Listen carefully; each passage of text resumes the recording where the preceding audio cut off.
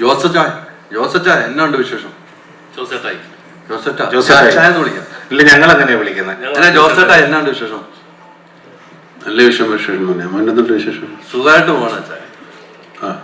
എനിക്ക് തോന്നുന്നു 104 ദിവസം ഷൂട്ട് ചെയ്ത കഥ പറഞ്ഞപ്പം ഇന്നലത്തെ ഒരു ഇന്റർവ്യൂല് പറയുന്നുണ്ടായി മമ്മൂക്ക, അതിലേറ്റവും കൂടുതൽ ആക്ഷന് വേണ്ടി ദിവസങ്ങൾ മാറ്റിവെച്ചു, ചേസിങ്ങിന് വേണ്ടി. അപ്പൊ ഞങ്ങൾ പ്രതീക്ഷിക്കുന്ന മാസാണെന്ന് ഞങ്ങൾ പറഞ്ഞ മമ്മൂക്ക പറയും മാസ് അല്ല എന്ന് പറയും, മമ്മൂക്ക ക്ലാസ് അല്ല എന്ന് പറയും. ഞങ്ങൾ ഏത് രീതിക്കാ? ഞങ്ങൾ മൊത്തം ഏറ്റെടുക്കാൻ തീരുമാനിക്കുകയാണ്. തീർന്നില്ലേ പ്രശ്നം? ഏറ്റെടുക്കുക. ഞാൻ നിങ്ങളെ ഏറ്റെടുത്തു കഴിഞ്ഞാൽ എനിക്ക് സമാധാനമായി. നിങ്ങൾ ഏറ്റെടുത്തിരിക്കുന്നു അറിഞ്ഞതിൽ വളരെ സന്തോഷം. നമുക്ക് പോവാം. എങ്കിലും ആ കഥ, ഈ കഥാപാത്രം, സിനിമയായാലും കഥാപാത്രം എന്നൊക്കെ പറഞ്ഞ് ഇദ്ദേഹം പറഞ്ഞ പോലെ ഒന്നും എന്ത് വലിയ ട്രിക്കൊന്നുമില്ല. നമ്മൾ സാധാരണ സിനിമയിൽ അഭിനയിക്കാൻ പറ്റുന്ന പോലെ സിനിമയിൽ അഭിനയിച്ചിട്ടുണ്ട്. പിന്നെ ഈ പറഞ്ഞ പോലെ ഈ മലയോര കഥാപാത്രങ്ങൾ ഒരുപാട് ഞാൻ അഭിനയിച്ചിട്ടുണ്ട്. പക്ഷെ എവിടെയെങ്കിലുമൊക്കെ ചെറുതായിട്ടൊക്കെ വരും. കാരണം ആ ബെൽറ്റിൽ എല്ലാ ചെറിയ നുവാൻസസ് മാത്രമേ വ്യത്യാസം ഉണ്ടാവുള്ളൂ മനുഷ്യന്. എന്നാലും പരമാവധി. പിന്നെ നമ്മുടെ കഥ പ്രധാനമായിട്ട് നടക്കുന്നത് കേരളത്തിലല്ല, ഭൂരിഭാഗവും തമിഴ്നാട്ടിലാണ്. പിന്നെ മറ്റുള്ളവർ ആരും ആ ഭാഷ പറയുന്നില്ല.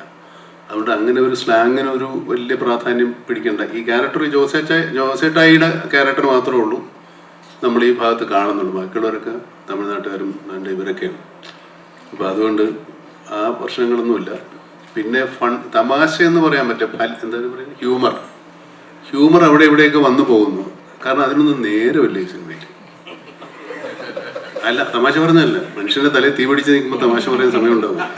അങ്ങനെയാണ് കഥാപാത്രത്തിന്റെ അവസ്ഥ. ജോസേറ്റ് എടുത്തിയാട്ടക്കാരനായതുകൊണ്ട് പറ്റിപ്പോകുന്നതാണ്. അങ്ങനെ ഒത്തിരി നമുക്കൊക്കെ പറ്റിയിട്ടുണ്ടാവുമല്ലോ. അങ്ങനെ എടുത്തയാട്ടം കൊണ്ട് അബദ്ധമായാൽ അത് തലേന്ന് പോകില്ല, അത് വലിച്ചെറിഞ്ഞാലും പോകുക. അതിങ്ങനെ അണ്ടുപിടിച്ചിരിക്കുന്ന പോലെ പിടിച്ച് ജോസിനെ ഒരു വഴിക്കാക്കുന്നതാണ് ഈ സിനിമയുടെ കഥ. ബാക്കി കഥ ഞാൻ പറഞ്ഞാൽ നിങ്ങൾക്ക് സിനിമ കാണാൻ ഇൻട്രസ്റ്റ് ഉണ്ടാകാത്തത് ഉണ്ടെന്ന് തോന്നുന്നത് പോലെ അതുകൊണ്ടാണ് ഞാൻ പറയാം. മതി, അത് കൃത്യമാണ്. അച്ഛാ, ഈ കഴിഞ്ഞ ദിവസം ഈ ഇന്റർവ്യൂ തന്നെ പറയുന്നുണ്ട്, ആദ്യമായിട്ട് കഥ പറയാൻ പോയപ്പം നിനക്ക് കഥ അറിയാവൂന്ന് ചോദിച്ചൊരു സംഭവം മമ്മൂക്കാൻ ഇന്നലെ ഓർമ്മപ്പെടുന്നുണ്ട്.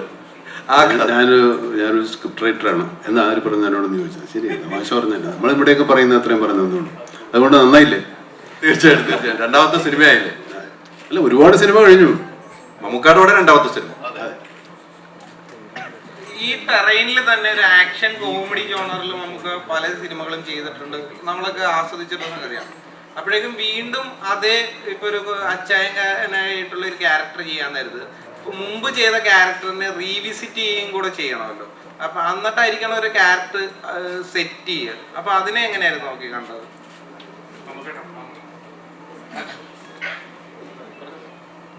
അതിനകത്ത് റീവിസിറ്റിംഗ് ഒന്നുമില്ല. ആ കഥാപാത്രത്തുമായിട്ട് യാതൊരു സാമ്യം ഉണ്ടാകാതിരിക്കുന്ന ശ്രമമാണ്. റീവിസിറ്റ് ചെയ്യുമ്പോൾ അതുപോലെ തന്നെ വരണ്ടേ. അങ്ങനെ വരാതിരിക്കാനാണ് ഞാൻ സാധാരണ ശ്രമിക്കുന്നത്. ഇതങ്ങനെ ഉണ്ടായിട്ടില്ല. കാരണം അങ്ങനത്തെ ആ വന്നുപോയ കഥയിലെ കഥാസന്ദർഭങ്ങളല്ല ഈ സിനിമയിൽ. അതാണ് അതിൻ്റെ വ്യത്യസ്തനാക്കുന്നത്. നമ്മൾ ഈ പറഞ്ഞ പോലെ കഥാപാത്രവും പരിസരങ്ങളും തമ്മിൽ വ്യത്യാസമാകുമ്പോൾ കഥാപാത്രം തന്നെ മാറും. നമ്മൾ ഒരേ കഥ തന്നെ പല സ്ഥലത്തെടുക്കുമ്പോൾ പല കഥകളായിട്ട് മാറുന്നില്ലേ. ഇപ്പോൾ കർണൻ്റെ കഥ എടുത്ത ഒരുപാട് സിനിമകൾ, എല്ലാ പടത്തിലും കർണൻ ഒരുപോലെ അല്ലല്ലോ. അതുപോലെ കഥാപരിസരങ്ങൾ മാറുന്നുണ്ട് ഈ സിനിമയിൽ മൊത്തമായിട്ട്. അപ്പോൾ കഥ മാറും, കഥാപാത്രവും മാറും. അങ്ങനെയൊക്കെ എല്ലാം എടുക്കാനും പോകും.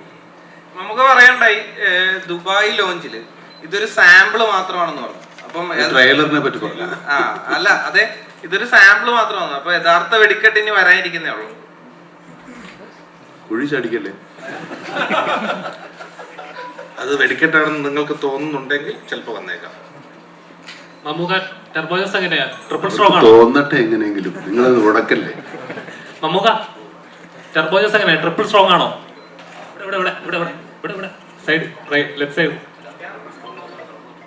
അങ്ങനെ അതായത് ഡയറക്ടർ പറയട്ടെ, ഞാനൊന്നും പറയുന്നില്ല. സ്ട്രോങ് ആണോ, ഡബിൾ സ്ട്രോങ് ആണോ, ട്രിപ്പിൾ സ്ട്രോങ് ആണോ?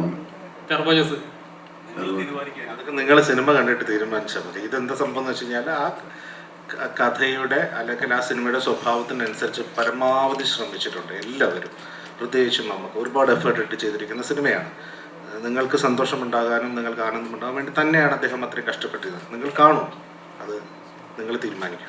നമുക്ക് പടത്തിൽ നിന്ന് കിട്ടാൻ പോകുന്ന ഒരു മെസ്സേജ് എന്തായിരിക്കും?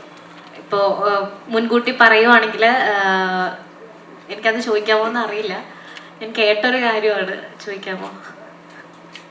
സ്പോയിലർ പോലെ തോന്നുന്നതാണ്.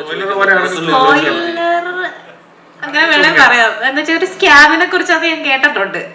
അപ്പൊ സിനിമയില് അപ്പൊ അതിന് വേണ്ടിട്ട് ആൾക്കാർക്ക് കൊടുക്കുന്ന ഒരു മെസ്സേജും മുന്നറിയിപ്പും ഒക്കെ നമുക്ക് കിട്ടാം. കാര്യങ്ങൾ സിനിമയിൽ ഉണ്ട്. അതിപ്പോ അത് സിനിമയിലൂടെ പോകുന്നതാണ്. അതിപ്പോ അതൊരു വളരെ പോസ്റ്റഡ് പറയുന്നത് ഞാൻ തന്നെ പറഞ്ഞിട്ടുണ്ട് സ്കാം ഉണ്ടെന്ന്. ഒളിച്ചു ചോദിക്കുന്നത് എന്താ എല്ലാവർക്കും അറിയാവുന്നവര് സ്കാം ഉണ്ട് കഥ. നമുക്ക് അത് പറഞ്ഞിട്ടുണ്ട്. അപ്പൊ അതുകൊണ്ടാണ് ഞാൻ ചോദിച്ചത്. അയ്യോ അതിന് പഠിക്കുന്നുണ്ട്. പിന്നെ ഒരു കാര്യം കൂടി ചോദിച്ചോട്ടെ, വൈശാഖ് സാറിന്റെ അടുത്താണ്. അയ്യോ നമുക്ക് ഉണ്ടെങ്കിൽ കുഴപ്പമൊന്നുമില്ല. ട്രെയിലറിൽ നമ്മളൊരു റിഫൈൽ ഷോട്ട് കാണുന്നുണ്ട് തോക്ക് വെച്ചിട്ട്. അത് ഇതുവരെ ഞാൻ മലയാളത്തില് അങ്ങനെ ഷോട്ട് കണ്ടിട്ടില്ല. അത് ഭയങ്കര ബ്യൂട്ടിഫുൾ ആയിട്ട് ആണ് എടുത്തേക്കുന്നത്. അപ്പൊ അതിനെ പറ്റി ഒന്ന് പറയാം. ആ ഷോട്ട് നമുക്ക് തന്നെയാണ് എടുത്തിരിക്കുന്നത്. കാരണം അത് നമുക്ക് അല്ല, ആ ഷോട്ട് നമുക്കൊക്കെ എടുക്കാൻ പറ്റുള്ളൂ. അത് റിഗ് ചെയ്തിട്ട് ഒരു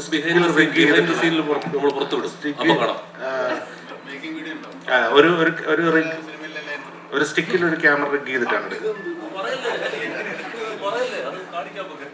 ശരി, കാണിച്ചു തരും കേട്ടോ. എത്രത്തോളം കഷ്ടപ്പെടുത്തിയിട്ടുണ്ട്. അത് പല തവണ നമ്മളിങ്ങനെ പറഞ്ഞില്ല, എല്ലാവരും നന്നായി കഷ്ടപ്പെട്ടിട്ടുണ്ട്. പ്രത്യേകിച്ച് ചോദിക്കണ്ടോ മോനെ, ഇപ്പോഴും വീണ്ടും വീണ്ടും അത് ഓർപ്പിക്കല്ലേ. മലയാളം ഫിലിമിൽ ഒരു ഡയലോഗ് ഉണ്ട്, അവന്റെ ഇടി എന്ന് പറഞ്ഞാൽ ഒരു 1.5 കിൻഡല് വരുന്നു. ടർബോ ജോസിന്റെ ഇടിക്ക് എത്ര കിൻഡൽ ഉണ്ടാവും? കൊണ്ടു നോക്ക്, അല്ലെങ്കിൽ കണ്ടു നോക്ക്. രാജ്ബി ഷെട്ടി